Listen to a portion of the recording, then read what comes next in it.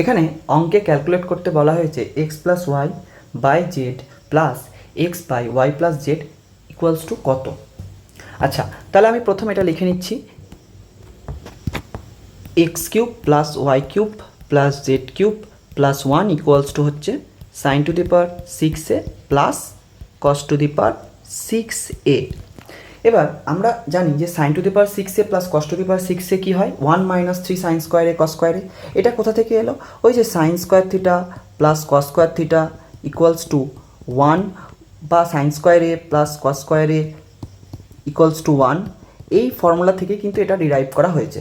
এই দুটো ফর্মুলাই, sine to the power 4a plus cos to the power 4a এই ফর্মুলাটা, এবং sine to the power 6a plus cos to the power 6a এই formula, দুটো ফর্মুলাই কিন্তু এখান থেকে ডিরাইভ করা হয়েছে। তাহলে আমি এখান থেকে এর মানটা ভ্যালুটা বসিয়ে দিই। ভ্যালুটা যদি বসাই তাহলে কী পাবো, 1 - 3 সাইন স্কোয়ারে কস স্কোয়ারে, আর এদিকে তো যা আছে তাই থেকে যাবে।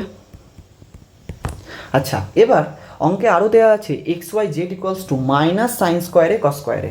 তাহলে আমি যদি এখানে বসাই তাহলে পেয়ে যাব 1 প্লাস 3 এক্স ওয়াই জেড, আর এদিকে আছে x cube plus Y cube plus Z cube plus 1।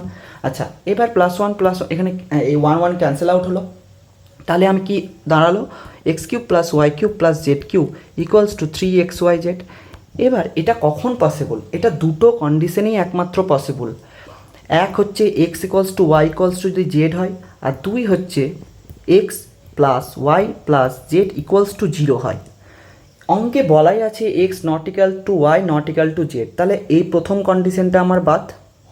দ্বিতীয় কন্ডিশন অনুযায়ী x plus y plus Z equals to যদি 0 হয়, তাহলে এর যে যেটা ভ্যালু বার করতে বলেছে এর ভ্যালুটা কত দাঁড়িয়ে যাবে, x plus y equals to কত হচ্ছে মাইনাস জেড, তাহলে মাইনাস জেড ওপরে লিখলাম, বাই তো জেড আছে জেড লিখলাম, প্লাস এক্স যেমন আছে এক্স রেখে দিলাম, ওয়াই প্লাস জেড মানে হচ্ছে এদিকে যদি যাই তাহলে কত হচ্ছে মাইনাস এক্স, তাহলে মাইনাস এক্স এখানে বসিয়ে দিলাম। তাহলে কী পেলাম, এটা পেয়ে গেলাম -1, এটাও পেয়ে গেলাম -1, তাহলে -1 - 1 -2, অ্যান্সার হয়ে যাবে -2।